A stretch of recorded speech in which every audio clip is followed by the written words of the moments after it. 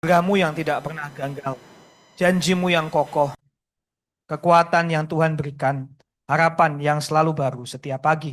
Sehingga apapun yang kami hadapi, tekanan yang masih ada, masalah yang masih menyapa, sakit penyakit yang mungkin masih kami tanggung, segala macam problem yang masih hadir dalam hidup kami. Kami percaya kami tidak ditinggalkan sendirian. Kami tidak pernah ditelantarkan. Kami bukan anak-anak yatim yang tanpa bapa yang baik, tapi kami adalah anak-anak Tuhan, dipelihara, dijaga, dilindungi, diperlengkapi, dan akan dituntun pulang sampai ke rumah Bapa yang sempurna. Sehingga apapun yang kami hadapi, kami bisa melihatnya dengan kacamata iman, sukacita di dalam hati, dan harapan yang kokoh. Terima kasih ya Bapak, biarlah kalau sebentar firman Tuhan akan kami sama-sama dengarkan, boleh menjadi kekuatan, pengharapan bagi kami, menuntun langkah kami, membentuk hati kami, mengubahkan kami serupa dengan Kristus. Mampukan hamba-Mu yang lemah terbatas berdosa ini ya Tuhan, sehingga hamba-Mu bisa menjelaskan firman.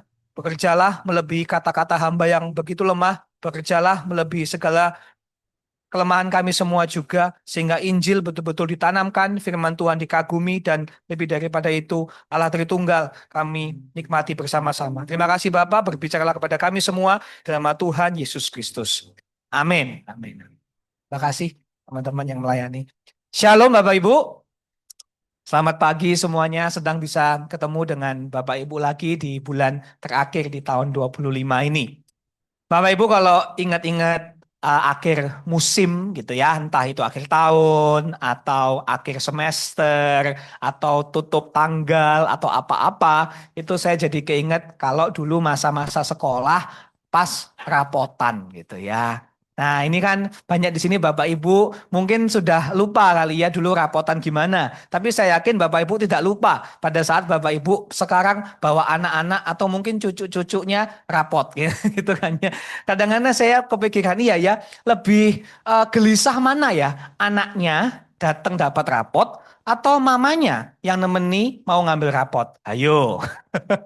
Bapak Ibu lebih gelisah mana? Anaknya atau Bapak Ibu yang bawa ngambil rapot? Saya masih ingat dulu waktu sekolah itu yang ngambil rapot lebih sering mama saya gitu kan. Jadi mama yang nemeni itu penuh dengan kegelisahan Bapak Ibu. Saya penuh dengan kegelisahan. Karena biasalah ya, rapotan itu kan pada takut semua. Nilainya berapa gitu kan? Dapat ranking atau enggak? Ini gimana? Nanti gurunya, wakil kelasnya bilang apa? Anak ibu gini gini gini gitu kan ya. Wah, itu biasa sesuatu yang menggelisahkan gitu. Bapak Ibu pernah mengalami bahwa anak rapotan datang mendapat berita yang sangat menggelisahkan, pernah nggak ya? Oh, pernah ya. Yang ketawa-ketawa ini mungkin banyak trauma gitu ya di rapotan. Oh, saya gelisah Bapak Ibu. Kalau pas rapotan tuh saya gelisah, kenapa? Gelisah cuma satu. Nanti saya ranking satu apa ranking dua? Woi, itu sombong banget ketawanya. Enggak ya. Tapi kita semua mungkin pernah mengalami hal-hal seperti itu. Nah, kalau saya boleh ambil pengalaman itu sedikit lompat ke keadaan kita sekarang. Pernah nggak Bapak Ibu menutup akhir tahun mungkin dengan kegelisahan yang sama? Sepanjang tahun ini, rapot hidupku gimana ya? Sepanjang tahun ini, apa hasil yang sudah aku bisa petik ya selama setahun ini? Katanya mau lebih dekat sama anak, tapi lebih dekat nggak ya? Katanya mau lebih sehat, tapi lebih sehat nggak ya? Katanya mau lebih rajin pelayanan, tapi pelayanan nggak ya? Berapa di sini yang menutup tahun, mendekati tutup tahun, Bapak Ibu merasa hidupku kok nggak tambah naik, tapi tambah orang Jawa bilang nyungsep gitu kan, tambah turun gitu ya. Sehingga hari ini mungkin Bapak Ibu datang dengan penyesalan, datang dengan merasa gagal, merasa kecil, merasa seakan-akan setahun habis berlalu, musim berlalu, tetapi kita merasa nothing to show for it. Nggak ada hasil yang dibanggakan. Kalau hari ini Bapak Ibu merasa di titik yang rendah, di titik yang gelap. Firman Tuhan hari ini saya berdoa bisa menyemangati kita. Karena di tengah titik yang terendah, Tuhan itu mengerjakan karya yang terbesar. Tuhan itu bisa mengangkat kita. Dan kita akan melihat seorang tokoh, dia mungkin bukan titik terendah, tetapi dia dalam titik di mana semuanya itu serba sulit, hidupnya itu biasa-biasa. Tetapi di tengah situasi yang biasa-biasa, Tuhan mengangkat dia. Nah, saya mau mengajak kita Bapak Ibu mendengar sebuah kesaksian atau sebuah nyanyian gitu ya. Nah, kita akan buka sama-sama di Lukas pasal yang pertama ayat 46 sampai ayat yang ke-55. Kita baca ya, nanti berganti-gantian Bapak Ibu bisa buka HP-nya atau Alkitabnya atau melihat di layar. Lukas pasal yang pertama ayat 46 sampai ayat yang ke-55. Kita akan mendengarkan nyanyian pujian Maria. Ini kan musim Natal ya, jadi kita akan melihat sedikit porsi dari berita Natal. Lukas pasal yang pertama ayat 46 sampai ayat yang ke-55. Boleh ya kita baca berganti-gantian, saya mulai kemudian Bapak Ibu. Lukas 1, 46 sampai 55. Lalu kata Maria, jiwaku memuliakan Tuhan. Silakan, hatiku bergembira karena Allah. Sebab ia telah memperhatikan kerendahan hambanya. Sesungguhnya mulai dari sekarang segala keturunan akan menyebut aku berbahagia. Karena yang Maha Kuasa telah melakukan perbuatan-perbuatan besar kepadaku. Dan namanya adalah kudus. Dan rahmatnya turun-temurun atas orang yang takut akan dia. Ia memperlihatkan kuasanya dengan perbuatan tangannya. Dan mencerai-beraikan orang-orang yang congkak hatinya. Ia menurunkan orang-orang yang berkuasa dari tahtanya dan meninggikan orang-orang yang rendah. Ia melimpahkan segala yang baik kepada orang yang lapar dan menyuruh orang yang kaya pergi dengan tangan lapang. Ia menolong Israel hambanya karena ia mengingat rahmatnya. Seperti yang dijanjikannya kepada nenek moyang kita, kepada Abraham dan keturunannya untuk selama-lamanya. Amin. Amin. Bapak Ibu, di sini kita menemukan Maria setelah dia mendapat kabar bahwa dia akan mengandung walaupun belum menikah, dan malaikat sudah memberitahu bahwa yang dikandung adalah Yesus, Juru Selamat, Mesias, Tuhan. Tetapi tentu saja kalau kita jadi Maria mendapat panggilan seperti ini, kalau di cerita-cerita Natal anak sekolah minggu kayaknya indah banget ya Bapak Ibu ya. Wah, kamu jadi ibunya Tuhan gitu kan ya. Tapi coba kita bayangkan ya, jadi Maria. Begitu dikasih tahu kamu akan hamil sebelum menikah, langsung yang dipikiran dia apa? Tetangganya nyinyir semua nggak sih? Gitu kan ya. Mungkin kalau zaman sekarang ya, zaman sekarang pasti diomongin lah, pasti digosipin, bener kan ya? Pasti disangka wanita nggak bener, disangka nakal gitu kan? Pasti disangka dan mungkin kalau dikasih tahu, iya malaikat bicara sama aku, ini Tuhan. Disangka orang gila mungkin ya kan? Jadi nggak gampang jadi Maria. Tetapi bersyukur dia itu diteguhkan oleh malaikat, diteguhkan oleh Yusuf, karena Yusuf juga mendapat mimpi, dan diteguhkan oleh Elizabeth, saudaranya. Nah ini ceritanya, dia itu baru ketemu Elizabeth. Elizabeth meneguhkan dia, memberikan kata-kata berkat, bahwa memang ini adalah yang dikandung itu memang dari Tuhan. Nah, dengan latar belakang seperti itu Bapak Ibu, Maria itu kemudian menyanyi. Nah, itu yang barusan kita baca. Jiwaku memuliakan Tuhan. Dia senang banget Bapak Ibu, meskipun dia itu wanita yang sederhana, bukan siapa-siapa, bahkan mungkin sebentar lagi atau mungkin sedang digosipin orang, mungkin dilaporkan sama pemuka-pemuka agama itu harus dirajam batu mungkin ya. Tapi di tengah semuanya itu, di titik terendah tanda kutip, di titik yang mungkin berat bagi dia mendapatkan harapan. Tuhan loh yang memanggil kamu. Dan dia kemudian menyanyi. Dia begitu senang karena Tuhan memakai dia. Berapa di sini kalau dapat kabar baik menyanyi Bapak Ibu? Jarang ya. Nggak bisa Pak kalau saya nyanyi fales soalnya. Gitu. Tapi zaman dulu ya mungkin Bapak Ibu merasa aneh ya. Kenapa ini kok nyanyi tiba-tiba gitu ya. Karena gini Bapak Ibu, orang Yahudi itu sebetulnya mengikuti kebiasaan-kebiasaan. Jadi kalau Bapak Ibu baca perjanjian lama ya, banyak itu cerita-cerita Tuhan menolong bangsanya, kemudian responnya nyanyian. Misalnya begitu bangsa Israel keluar dari Mesir, keluar diselamatkan Tuhan dari laut itu ya, menyeberang di tanah yang kering, lalu kemudian Musa menyanyi, Miriam menyanyi gitu kan. Jadi memang itu adalah kebiasaan mereka, Deborah menyanyi, Hana menyanyi. Jadi memang sebuah kebiasaan rohani orang Yahudi dan terus sampai ke zaman gereja, kalau ada kemuliaan Tuhan, perbuatan Tuhan yang luar biasa, jemaat umat itu menyanyi gitu Bapak Ibu. Menurut saya cukup unik ya. Coba kalau Bapak Ibu melihat agama-agama lain, nggak banyak loh agama-agama yang menempatkan pujian di dalam kerohaniannya. Pernah bayangin, pernah mikir nggak? Mungkin yang zaman modern saya sudah mulai ada, tapi dari yang zaman dulu jarang loh. Kebanyakan itu ya nggak nyanyi, kebanyakan tuh chanting. Chanting tuh kayak ngulang-ngulang doang ya. Kayak mengucapkan kata-kata yang sama terus gitu ya. Dan biasanya kalau ada nyanyian, yang nyanyi itu biasa tokoh agamanya, bukan pengikut-pengikutnya. Jadi kalau kita pikirkan ya, our faith is a singing faith. Iman kita adalah iman yang bernyanyi gitu. Cukup unik loh. Kalau Bapak Ibu mempelajari agama-agama lain, kita ini cukup unik. Dari dulu memang nyanyi gitu ya. Jadi makanya saya bersyukur dari tradisi gereja yang habis khotbah, Pak nyanyinya apa nanti? Bingung. Selalu ditanya, saya ini suruh khotbah apa suruh nyanyi? Ya dua-duanya Pak gitu kan ya. Jadi saya dulu waktu kecil selalu gitu ya, selalu habis ini nyanyi ini ya. Oh iya. Jadi saya bersyukur. Ternyata itu bukan beban, memang itu identitas Bapak Ibu.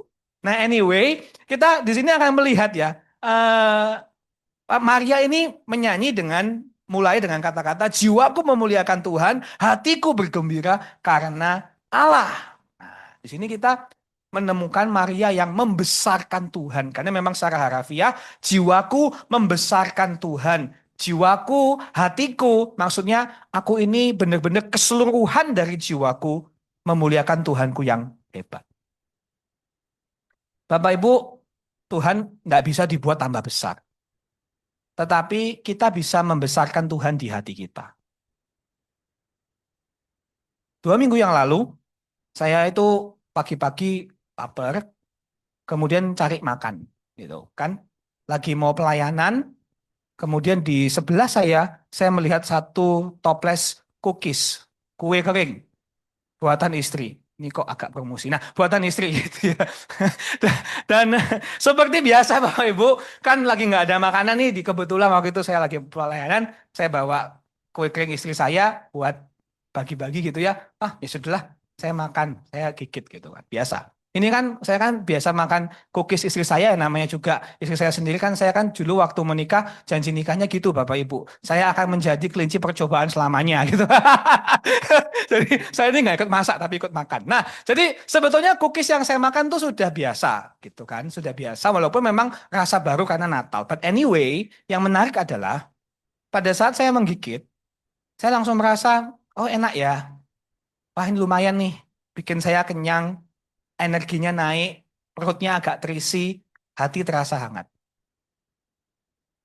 Pada saat saya makan tiba-tiba tuh kayak saya tuh langsung kepikiran, ini so simple, sesuatu yang sangat sederhana sekali. Tetapi kemudian saya langsung keinget untuk makan satu cookies ini, istri saya harus masak, nyiapin, mikirin berapa jam di dapur, desainnya, bla bla bla bla bla bla. Wah, ternyata banyak yang terjadi ya untuk saya menikmati satu gigitan kue kering. Dan saya membayangkan, aduh, saya moga-moga ya semua customer yang beli juga bisa merasakan yang seperti saya yang rasakan pada pagi hari ini, kaliren gitu, kelaparan, tapi begitu makan, ya dapat semangat sedikit, bisa senyum sedikit. Sesuatu yang sederhana sekali, Bapak Ibu. Saya nggak sedang melebay-lebaykan, gitu kan. Memang ini cookies buatan istri saya, rasanya enak karena memang istri saya tidak sedang melebay-lebaykan, membesar-besarkan. Memang betul pada saat saya makan, saya mendapatkan energi yang sedikit mengangkat gitu aja, as simple as that. Nah, kenapa kok saya cerita ini? Ini poinnya. Bapak Ibu, kalau dari hal yang kecil aja, satu gigit cookies bisa membuat hati saya itu memikirkan hal-hal yang besar tentang pernikahan saya, istri saya, bisnis kami gitu ya. Hari satu gigitan kecil, saya bisa berpikir hal yang besar. Apalagi Tuhan. Ya nggak sih Bapak Ibu? Bukankah Tuhan itu jauh lebih besar dari sekedar makanan yang enak, liburan yang keren. Sehingga pada saat saya makan cookies itu, memang teringat sama istri dan segalanya. Tetapi lebih besar lagi, saya jadi mengingat sama Tuhan. Gila ya. Terima kasih ya Tuhan, dari pengalaman yang sederhana ini, saya bisa mengingat kebaikan-Mu. Atau kalau bahasa saya mungkin seperti ini, slide selanjutnya. Yaitu, bukan Bukan bisa ditolong ya slide-nya ya. Bukan matahari yang harus bersinar lebih terang, tetapi mata inilah yang harus belajar melihat.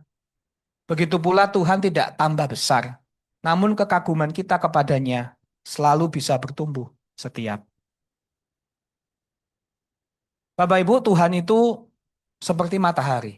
Kita nggak bilang matahari, kamu mesti tambah besar supaya aku tambah kagum. Enggak sih. Tetapi mata kita yang harus melihat. Begitu juga kalau hari ini Bapak Ibu duduk di sini, ada yang merasa, sudah tahulah Tuhan ya gitu-gitulah. Yes, baik, setia, nyanyi ya gitu-gitulah. Aku sudah tahu kalau ke gereja pasti dikhotbahi gini-gini gitu misalnya ya. Sehingga Bapak Ibu datang dengan hati yang dingin atau flat. Tapi hari ini saya mau kasih tahu bahwa kekaguman kita sama Tuhan selalu bisa lebih tinggi, selalu bisa lebih dalam, selalu bisa lebih maju ke depan. Bukan Tuhannya yang tambah redup, tetapi kita sih yang sudah meredupkan hati kita. Kita selalu bisa lebih dalam lagi mengenal Tuhan. Nah, caranya bagaimana? Untuk itulah kita akan melihat kenapa sih Maria itu kok bisa bilang jiwaku memuliakan Tuhan, hatiku bergembira karena Allah. Nah, saya akan tunjukkan dari teks untuk memberikan kita beberapa alasan, minimal fondasi-fondasi, kenapa kok kita sebetulnya bisa kok lebih dalam lagi menikmati, mengagumi Tuhan. Alasan yang pertama adalah Maria itu memuliakan Tuhan karena dia bertemu dengan Tuhan yang merendahkan dirinya. Tuhan yang merendahkan dirinya untuk mengangkat Maria. Di ayat yang ke-48, Maria mulai dengan kata sebab, jadi kan tuh alasan kan, sebab ia Tuhan telah memperhatikan kerendahan hambanya. Sesungguhnya mulai dari sekarang segala keturunan akan menyebut aku berbahagia. Jadi Maria mulai dengan menyebutkan bagaimana dia itu rendah. Nah, rendah di sini Bapak Ibu maksudnya dia itu bukan siapa-siapa. Ada yang pakai teks ini mengajarkan luar biasa ya, Maria itu dipilih. Kenapa kok Maria? Bukan Maria Magdalena atau siapa gitu ya. Kenapa kok Maria? Karena dia rendah hati. Enggak ya. Ini rendah di sini maksudnya dia itu bukan siapa-siapa. Dibandingkan kalau tadi Bapak Ibu masih ingat ya pada waktu kita membaca nyanyiannya, dia kan menyanyikan tentang orang-orang kaya, orang-orang berkuasa ya kan. Nah, ini kontras gitu loh. Dia sedang bilang, aku ini bukan siapa-siapa. Aku ini bukan dari keluarga kaya. Aku ini pendidikannya cuma SMA misalnya gitu ya. Aku ini benar-benar nobody. Benar-benar nobody. Tetapi Tuhan memperhatikan aku, mengangkat aku.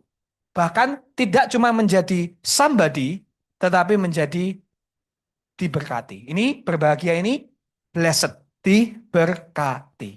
Keren ya cara Tuhan ya.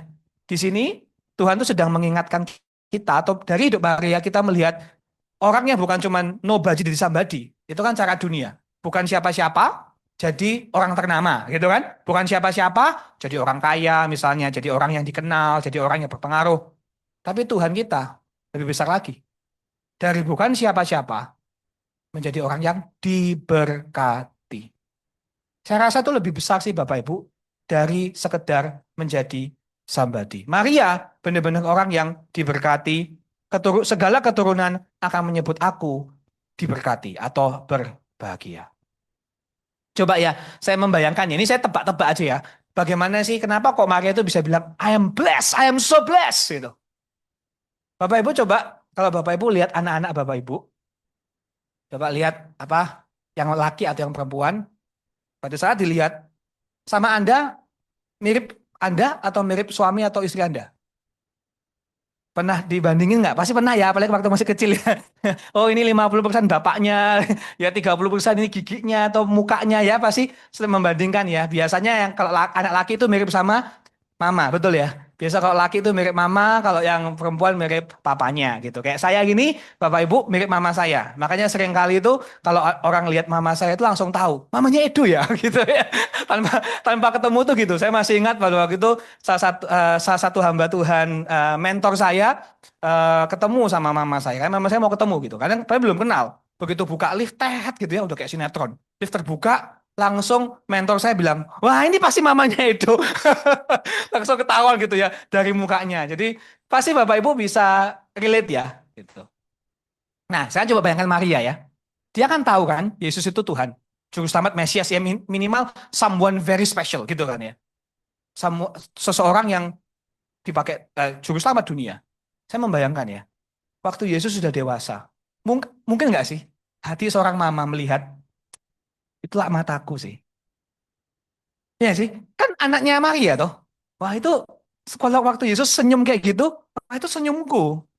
Wah itu caranya dia ngomong medoknya medokku, saya gitu ya. Saudara bisa bayangkan nggak sih Yesus itu pasti ada ciri-cirinya mirip seperti Maria.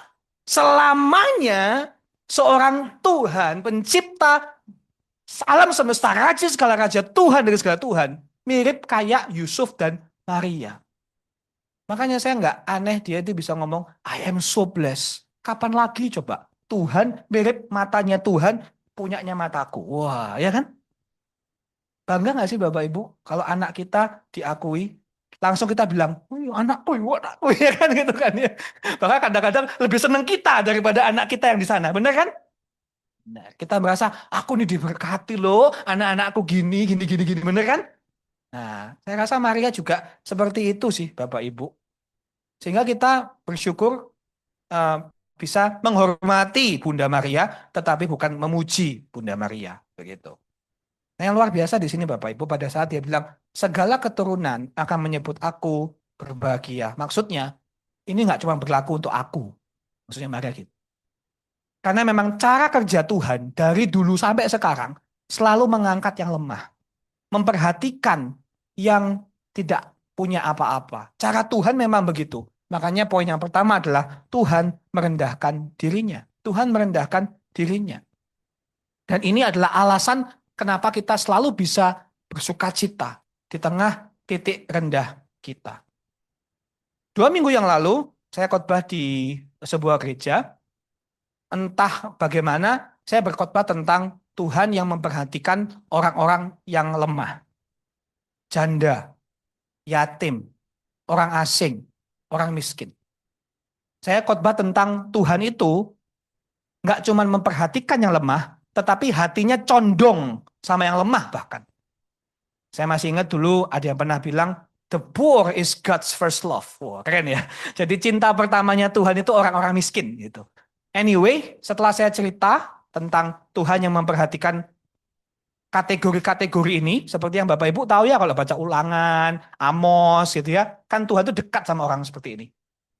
Setelah ibadah selesai, ada seorang ibu mendekati saya. Dan dia bilang sama saya, Pak, ibu sudah tua, 80-an. Saya tahu karena dia yang bilang, Pak, saya seumur-umur di gereja. Saya belum pernah dengar pengkhotbah, pendeta, khotbah tentang janda, Pak. Sepanjang khotbah, saya nangis, Pak. Karena saya janda. Saya janda, Pak. Suami sudah tidak ada, anak saya sekian, dia cerita kemudian Bapak Ibu. Saya sepanjang saya sepanjang khotbah, saya nangis Pak. Karena Tuhan tuh betul-betul memelihara saya. Tuhan tuh betul-betul pelihara keluarga saya. Meskipun saya sendirian, saya janda Pak. Terima kasih, terima kasih, terima kasih gitu kan. Beliau berterima kasih, sedikit cerita tentang kehidupannya. Nah saya sebagai hamba Tuhan ya, saya biasa aja ya Bapak Ibu ya. Saya oh ya, terima kasih ya Oma, terima kasih ya Ibu cerita. Saya bersyukur kalau saya bisa dipakai Tuhan untuk membawakan penghiburan bla bla bla gitulah. Setelah selesai ibadah, saya diajak makan. Kebetulan makannya di gereja karena mereka ada acara. Ibu yang sama itu ikut makan gitu. Nah, saya lagi makan nih. Tiba-tiba si ibu yang sama toel-toel lagi gitu kan. Toel-toel. Mau nambah ya? Ternyata enggak. Dia Noel-Noel dan ngomong lagi sama saya. Persis plek cerita lagi dia. Wah, saya terima kasih. jadi, nah, Bapak, Ibu sekalian, Ibu ini bukan orang aneh ya. Ngomongnya itu jelas, articulate banget, berpendidikan sepertinya. Maksudnya dia bukan orang aneh yang tiba-tiba ganggu saya enggak. Tetapi pada waktu dia cerita, yang kedua kalinya minimal, ini tuh kayak orang yang mau ngomong tapi sudah bocor, ngerti ya? Kayak dia tuh benar-benar hati itu penuh dengan penghiburan dari Tuhan gitu loh. Sehingga dia ngomong tuh ya sama aja gitu. Terima kasih Pak. Saya belum pernah dengar tentang khotbah tentang janda Pak. Tapi Tuhan pelihara saya, Tuhan baik. Dia bukan memuji saya, dia memuji Tuhan. Tuhan tuh baik, Tuhan tuh setia. Berulang-ulang selama ya mungkin 1-2 menit dia ngomong yang sama. Sehingga di hadapan saya adalah orang yang meneguhkan saya gini sih Bapak Ibu. Momen Natal, bahkan nggak cuma Natal sih. Tapi khususnya Natal. Itu sering banget kita tuh mendengar, minimal saya ya, mendengar bahwa Tuhan menjadi manusia untuk menyelamatkan kita. Tuhan yang hebat menjadi lemah supaya bisa mengangkat orang-orang berdosa, ya kan? Itu kan pesan-pesan yang umum. Pada waktu saya ketemu sama ibu ini, saya langsung diteguhkan. Ternyata firman bahwa Tuhan menjadi manusia, Tuhan menjadi lemah, memperhatikan orang yang kecil, itu bukan kabar yang usang. Bukan kabar yang ketinggalan zaman. Bukan kabar yang wes tahu, paham ya maksud saya? Tapi ternyata buat ibu ini, Bapak Ibu, buat ibu ini, buat janda ini, itu adalah kabar yang hidup, selalu bisa menjadi penghiburan buat kita semua. Sehingga pada saat saya mendengarkan ibu itu cerita, kemudian saya mengambil kesimpulan, gila ya Tuhan kita luar biasa. Saking hebatnya, nah ini baru slide yang tadi, saking hebatnya saya memikirkan tentang Tuhan itu seperti ini Bapak Ibu. Dalam inkarnasi, kita melihat Allah yang begitu kuat hingga dia sanggup menjadi lemah. Allah yang begitu agung hingga dia rela mengecil. Allah yang begitu pasti dalam kemuliaannya hingga ia tidak segan melangkah dalam rendah. Saya langsung berpikir, Tuhan tuh saking kuatnya sampai dia lemah tuh nggak apa-apa, paham ya? Kalau orang kuat ya temennya kuat ya biasa gitu. Orang kaya ya biasa. Tapi Tuhan kita tuh melebihi itu. Menabrak tanda kutip bahkan definisi kuat itu apa? Tuhan begitu agung, nggak apa-apa lemah. Begitu hebat, nggak apa-apa dianggap hina. Begitu luar biasa, nggak apa-apa dianggap biasa-biasa, bayi lahir di palungan. That's the kind of God that we worship. Itulah Tuhan yang kita sembah, yang kita puji. Masa sih kita masih biasa-biasa sama Tuhan kita? Masa sih kita melihat hidup kita yang rendah, nggak mendapatkan penghiburan, kekuatan dari Tuhan yang modelnya kayak gini? Itu yang pertama ya. Tuhan merendahkan dirinya. Kenapa Maria memuji? Karena dia melihat Tuhan yang merendahkan dirinya untuk mengangkat dia. Alasan yang kedua ada di ayat yang ke-49. Kenapa Bapak Ibu? Karena ada petunjuk dari teks kata karena. Jadi yang 48 juga sebab itu karena. Ada bahasa Yunaninya sama. Jadi itu alasan yang kedua. Yaitu begini. Karena yang Maha Kuasa telah melakukan perbuatan-perbuatan besar kepadaku dan namanya adalah kudus. Dan rahmatnya turun-temurun atas orang yang takut akan dia. Alasan yang kedua kenapa Maria memuji dan kenapa kita juga bisa memuji Tuhan meskipun dalam keadaan yang rendah atau lemah. Karena di sini kita melihat Tuhan yang menunjukkan kemuliaannya. Tuhan yang mendeklarasikan segala kehebatannya. Tuhan yang berkarya bagi orang-orang yang takut akan Dia. Di alasan yang kedua ini Bapak Ibu lebih banyak penekanan kepada siapa Tuhan. Ya kan? Perhatikan ada Tuhan yang perbuatannya besar, Tuhan yang kudus, Tuhan yang berrahmat, gitu kan? Jadi minimal ada kekuatan Tuhan, ada kekudusan Tuhan, dan juga ada rahmat Tuhan. Jadi ada seakan-akan menunjukkan bagaimana Tuhan itu begitu mulia karena dia hebat, kudus, berrahmat. Nah, mungkin untuk Maria tentang perbuatan besar sama kudus itu berkaitan dengan pregnancy-nya dia ya. Misalnya di Lukas ayat pertama ayat 35 Lukas 1 ayat 35 slide selanjutnya ditunjukkan seperti ini mirip gitu kan. Jawab malaikat itu kepadanya, Roh Kudus akan turun atasmu dan kuasa Allah. Kehebatan ya kan? Kuasa Allah yang maha tinggi akan menaungi engkau. Sebab itu anak yang akan kau lahirkan itu akan disebut kudus, anak Allah. Jadi mungkin pada saat Maria itu bercerita, Tuhan kau itu hebat, engkau itu kudus. Dia mengalami, paham ya maksud saya? Dia mengambil dari pengalaman pribadinya Maria sendiri. Kalau rahmat itu bicara tentang kasih Tuhan yang setia pada umatnya. Itu rahmat. Ya, eleos. Tuhan melihat umatnya yang kadang-kadang banyak masalah dan tidak nurut sama Tuhan, tapi Tuhan setia, tetap mencari umatnya. Itulah maksudnya dari rahmat Tuhan. Makanya di ayat yang tadi kita bicara tentang rahmatnya turun-temurun atas orang yang takut akan Dia. Kenapa kok turun-temurun? Ya karena kesetiaan Tuhan yang seperti itu. Kesetiaan Tuhan yang tidak pernah meninggalkan umatnya. Di sini Bapak Ibu kita melihat Tuhan yang menunjukkan kehebatannya. Siapa Dia untuk Maria, dan saya berdoa untuk kita. Ada sebuah kesaksian, mungkin Bapak Ibu pernah mendengar kesaksian ini sebelumnya. Saya nggak tahu seterkenal apa sih kesaksian ini, tapi ya moga-moga kalau yang tahu ya wis oke. Kalau yang belum tahu moga-moga ini sesuatu yang bisa menolong kita semua. Ada seorang ibu, dia dari keluarga yang cukup terkenal dan keluarganya dia bahkan punya sekolah agama. Tapi agama lain ya, agama seberang. Dan ibu ini punya pengetahuan yang mendalam tentang agamanya karena memang dari kecil itu dibesarkan di lingkungan agama tersebut. Singkat cerita, ibu ini kemudian, lebih tepatnya wanita ini menikah dengan seorang pria Kristen, anak Tuhan, gitu kan? Jadi satunya non-Kristen, suaminya Kristen. Ibu ini kemudian karena dia guru agama, minimal pernah ngajar di agama sebelumnya, dia itu mulai baca Alkitab. Woi. Tujuannya untuk mendebat suaminya, Bapak Ibu ya. Jadi dia mau mendebat suaminya. Siapa tahu suaminya yang kalah. Nah, dia baca Alkitab terus, dia mempelajari Yesus sampai suatu hari setelah berdebat, nggak mempan atau bagaimanalah si istri ngajak suaminya ke gereja pagi-pagi gitu kan ya. Biasanya kan suaminya, tapi kali ini istrinya duluan gitu. Suaminya langsung kaget gitu.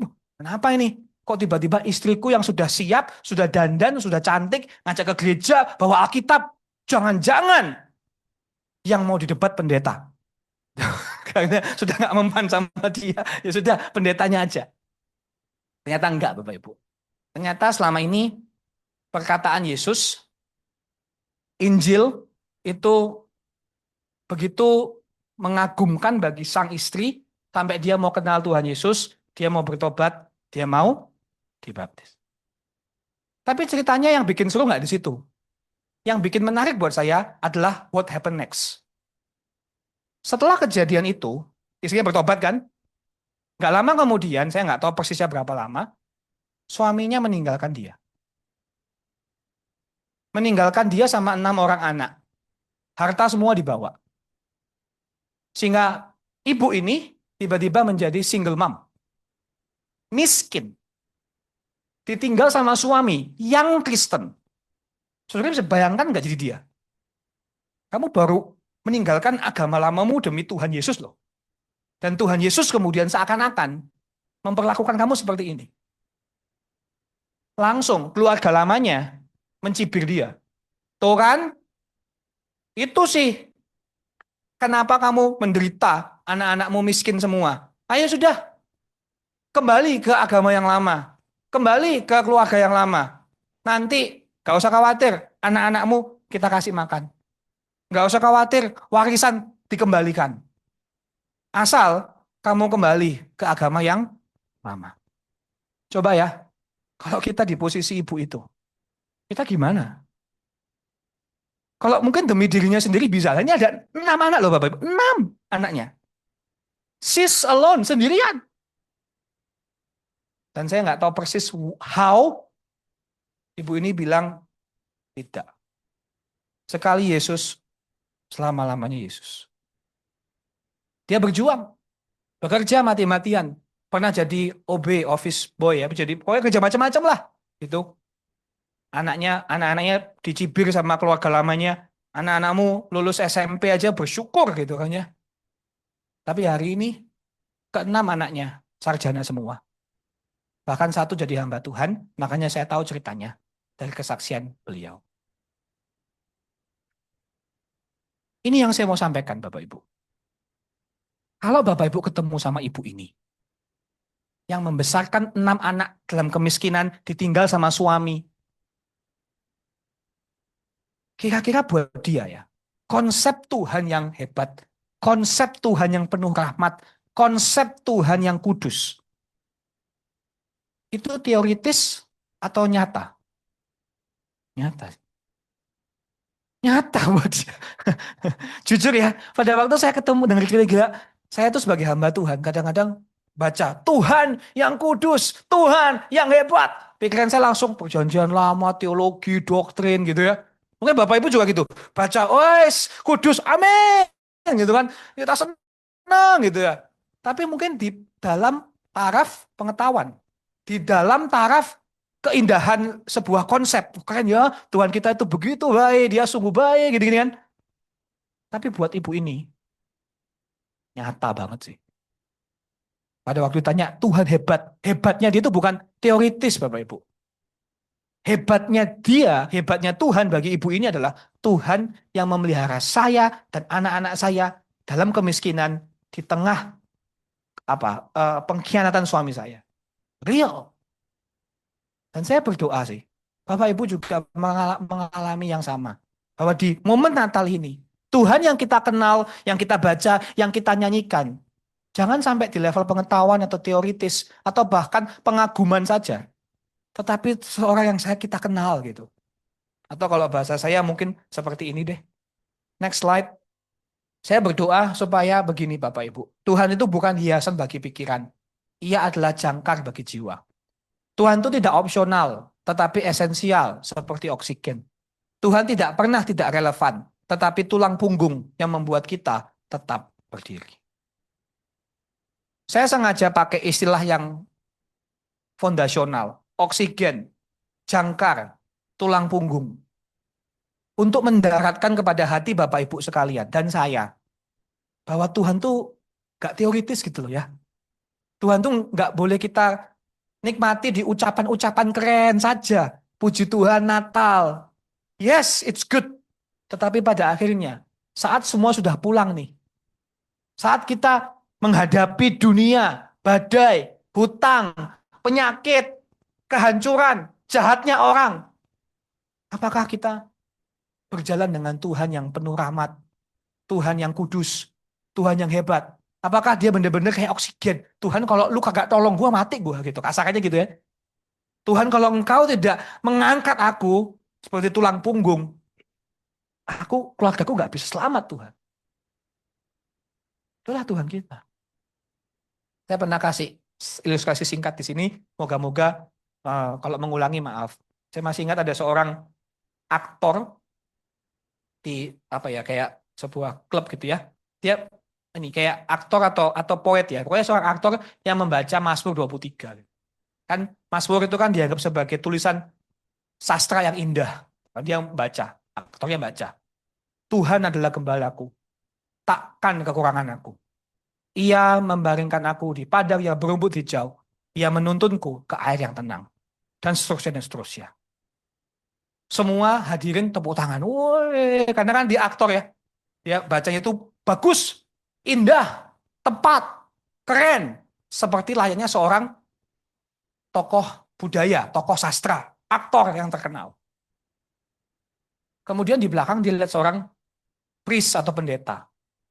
Pendeta atau romo saya lupa. Kemudian dipanggil. Coba yang Bapak pendeta, Bapak tahu Mazmur 23? Oh, tahu dong gitu. Kemudian gantian. Yang ngomong sekarang pendetanya. Pendeta naik ke mimbar, naik ke podium dan dia mulai membacakan Mazmur 23. Tuhan adalah gembalaku. Sampai setengah nangis gitu ya. Takkan kekurangan. Dia membaringkan aku di padang yang berumput hijau. Dia menuntunku ke air yang tenang. Setelah selesai ngomong, gak ada tepuk tangan. Tapi semua hadirin kayak mau nangis semua. Semua tahu mana yang lebih bagus? Semua bilang yang lebih bagus pendetanya yang ngomong daripada aktornya yang ngomong. Terus ditanya aktornya, kenapa kok dia lebih bagus daripada kamu? Kamu kan hafal Mazmur 23. Kok dia lebih bisa berpengaruh gitu ya sama hati orang-orang dibandingkan kamu? Aktornya dengan santai bilang, gampang itu. Saya tahu Mazmurnya. Dia kenal Sang Gembala. Paham ya? Aku tahu Mazmurnya, hafal teorinya. Tapi aku nggak kenal. Gembala yang ngomongin itu aku nggak kenal. Dia pendeta, dia yang sudah berjalan. Saya berdoa Bapak Ibu juga sama ya. Supaya Tuhan kita itu bukan sekedar hiasan di pikiran, tetapi jangkar, oksigen, dan tulang punggung. Yang terakhir, Bapak Ibu, apa yang menyebut Maria memuji Tuhan? Dari ayat yang ke-51 dan yang ke-55. Kenapa kok tiba-tiba banyak? Karena Maria fokusnya berubah. Yang terakhir adalah Tuhan yang memutarbalikkan nilai dunia. Jadi 3 alasan. Tadi pertama, Tuhan yang merendahkan dirinya untuk mengangkat Maria. Yang kedua, Tuhan yang menunjukkan kemuliaannya. Dan yang terakhir, Maria memuji karena dia melihat Tuhan yang memutarbalikkan nilai dunia. Ayat 51 sampai 55. Kenapa? Karena di sini tadi Maria ngomong tentang dirinya. Bagaimana Tuhan melakukan A, B, C, D, E. Sekarang dari ayat 51 ke 55, dia mulai ngomong ke masa depan. Tentang komunitas, bukan tentang pribadi. Makanya saya tempatkan di alasan yang terakhir, saya jadi satu. Saya bacakan sekali lagi ya. Ia memperlihatkan kuasanya dengan perbuatan tangannya dan mencerai-beraikan orang-orang yang congkak hatinya. Yang menurunkan orang-orang yang berkuasa dari tahtanya dan meninggikan orang-orang yang rendah. Yang melimpahkan segala yang baik kepada orang yang lapar dan menyuruh orang yang kaya pergi dengan tangan hampa. Ia menolong Israel hambanya karena ia mengingat rahmatnya seperti yang dijanjikannya kepada nenek moyang kita, kepada Abraham dan keturunannya untuk selama-lamanya. Bapak Ibu di sini Maria itu membayangkan masa depan. Dia membayangkan dunia di mana kebalik-balik semua gitu. Yang berkuasa, yang tinggi, yang kaya akan diturunkan. Sebaliknya yang rendah, yang miskin, yang lemah akan diangkat sama Tuhan. Poinnya bukan kalau kaya pasti dihukum Tuhan, kalau miskin pasti benar, bukan. Poinnya adalah di sini, sekali lagi, bukan masalah status sosial, tapi hati. Yang diturunkan Tuhan adalah yang congkak hatinya. Yang dinaikkan Tuhan adalah yang takut akan Dia. Jadi gak bisa ya kita pakai ayat ini jadi fondasi untuk politik gitu ya. Seakan-akan miskin benar, kaya salah. Enggak ya. Ini bukan masalah status ekonomi, tapi situasi hati. Memang kenyataannya adalah kalau orang kaya biasanya condong lebih mengandalkan diri sendiri. Sombong. Sedangkan orang miskin, orang rendah, cenderung paham, aku miskin, nggak bisa, perlu pertolongan, gitu loh. Nah, maka di sini Tuhan yang memutarbalikkan segalanya, karena Tuhan yang melihat hati. Tuhan yang tahu, hati yang takut akan Dia, Tuhan akan angkat. Hati yang sombong, congkak, Tuhan akan rendahkan. Seperti itu. Dan memang itulah cara kerja Tuhan. Misalnya ya, di Mazmur dan di Yesaya, Tuhan menegakkan kembali orang-orang yang tertindas, tetapi merendahkan orang-orang fasik sampai ke bumi. Manusia yang sombong akan direndahkan, dan orang yang angkuh akan ditundukkan. Dan hanya Tuhan sajalah yang maha tinggi pada hari itu. Poinnya Bapak Ibu, inilah cara kerja Tuhan. Tuhan itu pada waktu Dia menyelamatkan kita, Tuhan tidak cuma bicara tentang keselamatan spiritual, tetapi keselamatan yang nyata. Bayangkan ya, Maria ngomong gini, Tuhan akan menurunkan orang berkuasa, melimpahkan yang baik sama yang lapar, orang kaya pergi dengan tangan hampa. Begitu dia ngomong, atau nggak usah, mungkin dia pas lagi ngomong, di depan tuh masih ada bendera Romawi berkibar, ya nggak sih? Mereka itu sedang dalam keadaan yang kita ini lapar, kita ini lemah. Tapi Maria itu berani bilang, atau lebih tepatnya berani bernubuat, bahwa enggak sih, nanti akan dibalik sama Tuhan. Jadi ini nyanyian yang menurut saya, tanda kutip ya, provokatif, menakutkan, bahkan punya sisi politiknya. Poinnya tapi begini, buat kita hari ini. Keselamatan yang Tuhan berikan, itu nggak cuma sekedar sesuatu yang sifatnya empuk-empuk, emosional, enak-enak di hati itu. Tetapi sesuatu yang real, yang nyata. Tuhan yang menolong kita dari pergumulan yang nyata. Bukan sekedar diampuni dosanya. Walaupun itu penting ya. Tetapi Tuhan yang bekerja mendatangkan kerajaannya di bumi. Sehingga orang-orang yang congkak, yang sombong, yang kaya mungkin bertahta akan turun. Sedangkan orang-orang yang nggak punya suara kayak orang-orang lemah. Orang-orang yang dianggap remeh, kecil, miskin, hina. Tetapi bergantung sama Tuhan. Orang-orang yang kayak gitu yang diangkat. Pasti Bapak Ibu dalam, mungkin kalau pasti terlalu kuat ya, tapi barangkali dugaan saya, minimal dalam 2 minggu, 2 minggu yang lalu lah, katakanlah gitu, 1, 2, 3 minggu yang lalu, semuanya pasti mendengar, mengikuti tentang bencana di Sumatera misalnya, ya kan? Dan bagaimana narasinya itu, kenapa kok pemerintah nggak lakukan ini dan itu, ini bukan cuma masalah bencana natural, tetapi ada faktor manusia, ya kan? Ini bisa menjadi banjir seperti ini, yang meninggal nggak tahu apa sudah nembus 1.000 orang ya sekarang ya, saya nggak tahu. Terakhir kali kayak minggu lalu saya tahunya masih berapa 900 sekian ya yang meninggal, nggak tahu sekarang hari ini berapa. Anyway, semua kan pada ini kan pada bersuara lah, terutama teman-teman YouTuber gitu-gitu, podcaster untuk meminta pertanggungjawaban bla bla bla bla bla bla.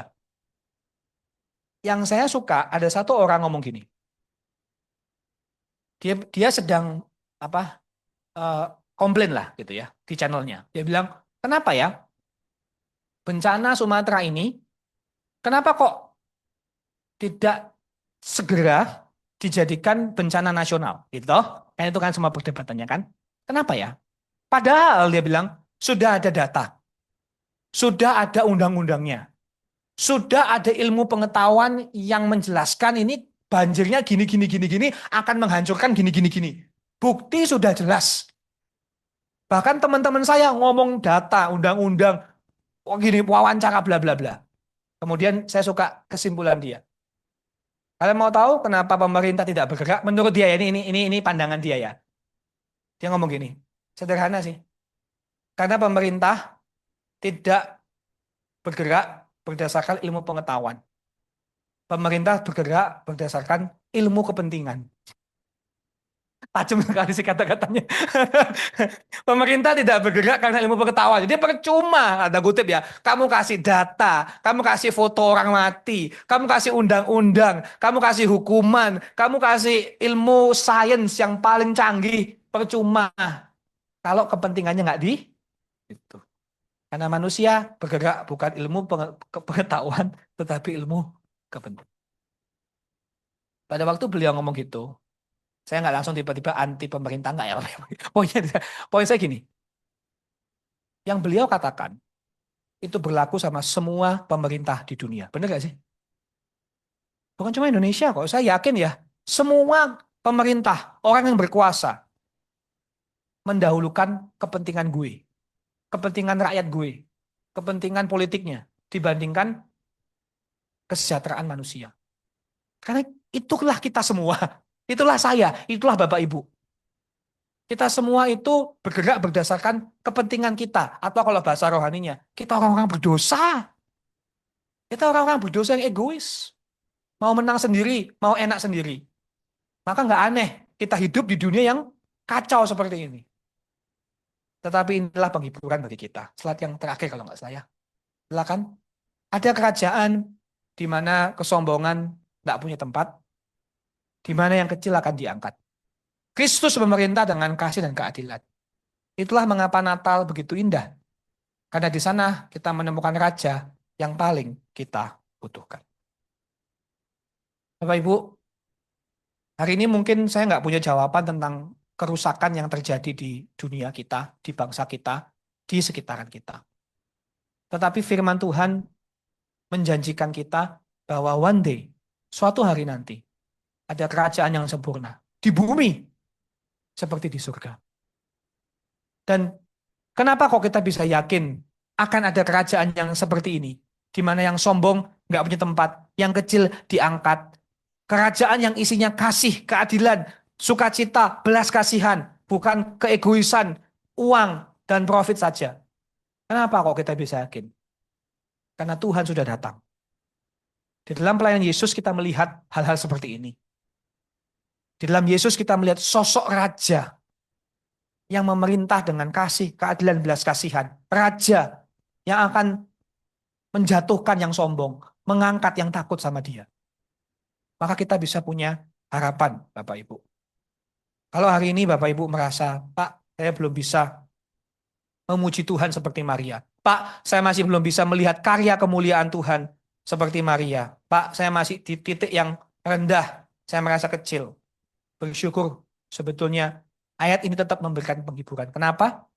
Karena ditutup dengan rahmat Tuhan. Sekali lagi, ditutup dengan kesetiaan Tuhan. Seakan-akan mau ngomong gini loh Bapak Ibu. Kalaupun hari ini Bapak Ibu masih merasa lemah dan kecil dan gagal, inkarnasi Yesus cukup untuk mengangkat kepala kita. Untuk menyegarkan hati kita. Untuk memompa pujian kita. Kedatangan Yesus biarlah mengangkat kita. Yes, mungkin jalan kita masih banyak duri. Yes, mungkin kita masih melewati terowongan yang gelap. Tetapi Bapak Ibu nggak sendirian. Karena Yesus sudah datang. Lift up your head. Angkat kepalamu Bapak Ibu. Maju ke depan. Dan di ujung terowongan itu ada kerajaan yang sempurna. Yang bisa menghapus segala air mata dan duka cita Bapak Ibu hari ini. Jangan khawatir. Tetap bertahan. Tetap memuji Tuhan. Amin. Mari kita berdoa. Terima kasih Tuhan Yesus untuk firman hari ini yang boleh meneguhkan kami, menghibur kami. Di tengah kondisi kami yang mungkin kami merasa lemah, kecil, gagal, tertinggal sama orang-orang yang seperti lebih maju dari kami. Kami mendapat penghiburan bahwa kami punya Tuhan yang memperhatikan yang lemah. Kami punya Tuhan yang begitu mulia, hebat, berkuasa, kudus. Dan kami punya Tuhan yang akan memutarbalikkan segala nilai-nilai yang salah dengan dunia ini. Sehingga suatu hari nanti akan ada keadilan, kebenaran, kasih karunia, belas kasihan. Tuhan tolonglah kami di tengah pergumulan kami dan beban kami. Untuk bisa melihat Tuhan lebih dan lebih lagi. Bahwa iman kami bukan sekedar teori, bukan sekedar omong kosong, bukan sekedar kalimat positif yang membuat hati kita terhibur. Tetapi sebuah kabar baik yang nyata, jangkar bagi jiwa kami. Sehingga kami bisa maju menghadapi apapun bersama dengan Tuhan kami yang hebat, Tuhan kami yang baik. Terima kasih Engkau sudah datang ke dunia untuk menyelamatkan kami orang-orang yang gak layak yang berdosa ini. Engkau yang menunjukkan belas kasihan-Mu hari ke hari. Biarlah kami pun juga berjalan bersama-Mu ya Tuhan, mendatangkan kerajaan Allah di bumi seperti di surga. Terima kasih firman-Mu hari ini, dalam nama Tuhan Yesus Kristus. Amin.